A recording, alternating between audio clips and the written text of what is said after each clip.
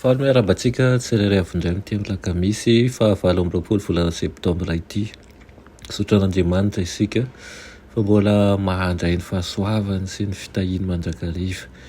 Ny riko aminao dia hitondra soanao mandrakariva ny fandraisana ny teniny. Mialohan'ny dirantsika ny amofinainana io dia hivavaka isika. Tompo-Andriamanitra eo velo mpisaorana anao izahay satria mbola omenao anjara amin'ny teninao.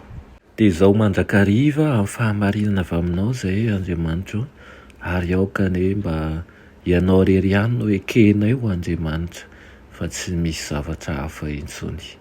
Ary aoka ihany koa Tompo ny fitiavanao anjaka mandrakariva amin'ny fiainanay. Aminaran'i Jesosy, amen. Lohatenin'ny mofinainantsika androany dia manao hoe mpamonjy ny mpamonjy ny mpanota. Nalaina amin'ny Zakaria 3:7 dia ny faharoa manao hoe aroy Jesosy tamin'ny Satana. Hananatra anao anie Jehova ry Satana, eny Jehova izay nifidy an'i Jerosalema anie hananatra anao, tsy forohana no sariana tamin'ny nofo tamin'ny afo va ity? Amen. Tsinjo mpianany teo amin'ny fahitana iray Josoa izay misorona be, nitafy akanjo maloto, mitsangana eny an-tsehan'ny anjely, mitalao ny famonjam-pon'Andriamanitra ho an'ny vahoakany izay tao amin'ny fahoriana be.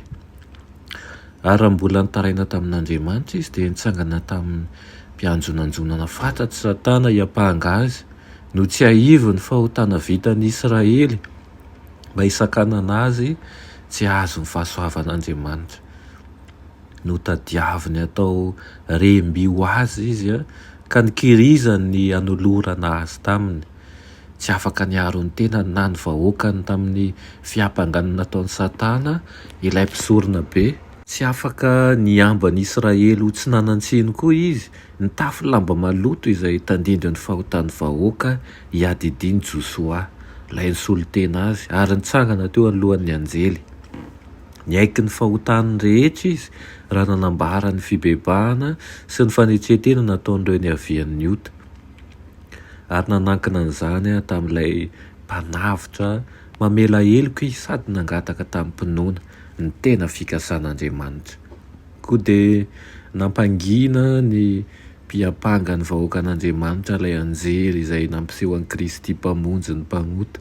Tafajanona ela tao anatiny fatana fandoroan'ny fahoriana noho ny fahotany Israely, nefa Andriamanitra dia nivonona ampody azy indray tamin'ny toetra izay nananany teo aloha. Koa rehefa niekena ny fanelanelana nataon'i Josoa dia hoy ny nambaran'ny anjely hoe esory aminy ny fitafiana maloty. Ary hoy koa izy tamin'i Josoa, indro efa nesoriko ny helokao ary ampiakanjoko akanjo fiangony ianao. Dia hoy izao, aoka asiana hamama madio eo andohany, ka dia nasiana hamama madio teo andohany sady nampitafiana izy. Navela ny elony mba amin'ny amin'ny vahoakany, nampitafiany akanjo fiangona Israely, dia ny fahamarinan'i Kristy izay natolotra azy.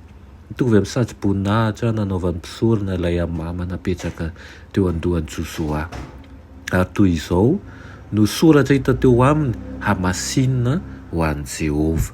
Izany hoe na dia teo aza izany ny fandikanany didy dia natao mendrika ny hantanteraka ny asa fanompoana eo amin'ny fitoerana masina eo anatsihan'Andriamanitra i Josoa hatramin'izao. Dia tahaka izany ihany koa ny famelan-keloka omen'i Kristy antsika.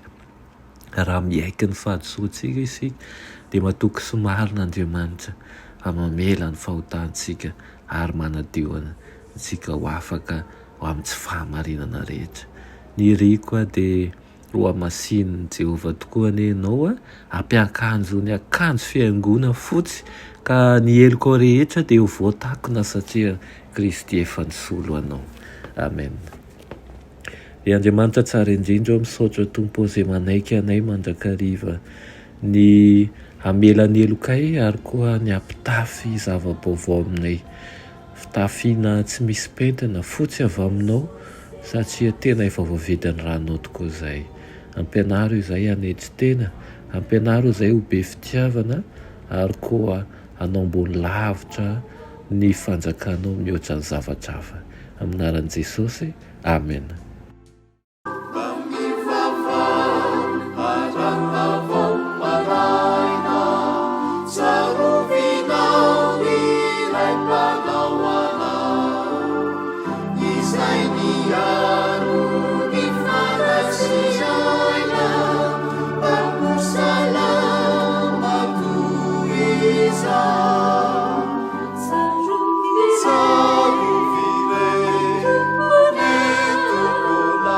Sapiaro